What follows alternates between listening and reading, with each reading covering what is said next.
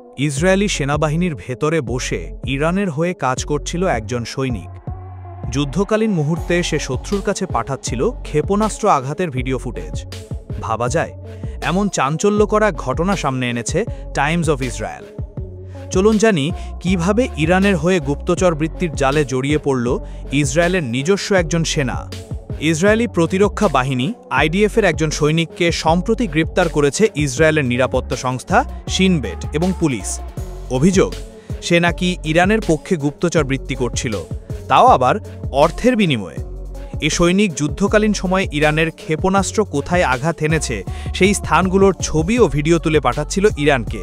শুধু তাই নয়, সে নাকি শত্রু বাহিনীর সাথে নিয়মিত যোগাযোগও রাখছিল। সব কিছু করছিল একেবারে সচেতনভাবে। শিন বেট, ইসরায়েল পুলিশ ও মিলিটারি পুলিশের যৌথ তদন্তে জানা যায়, এই সৈনিক ইরানি সেনাদের সঙ্গে যোগাযোগে ছিল। তাদের হয়ে কাজ করত সে। ক্ষেপণাস্ত্র হামলার স্পট চিত্রগ্রহণ করে সেগুলোর ফুটেজ পাঠাত ইরানে।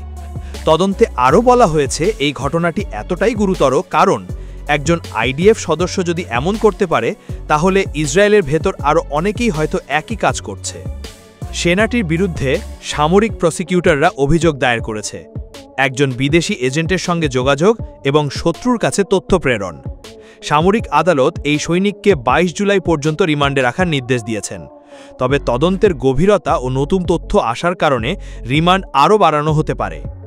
গত 2 বছর ধরে ইরান অর্থের বিনিময়ে ইসরায়েলিদের গুপ্তচর হিসেবে নিয়োগের চেষ্টা করছে।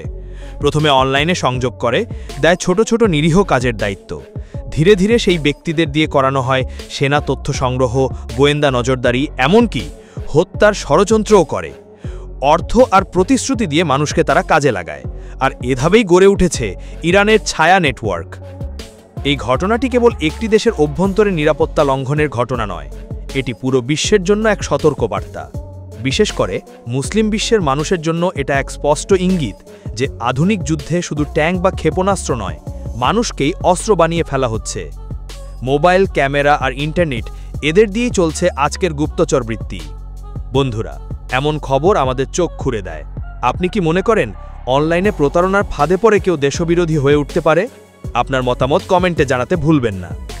ভিডিওটি ভালো লাগলে অবশ্যই শেয়ার করুন। সচেতন থাকুন, অপরকে সচেতন করুন। ইনশাআল্লাহ এমন আরও গুরুত্বপূর্ণ তথ্য ও বিশ্লেষণ নিয়ে আবার ফিরব। আল্লাহ হাফেজ।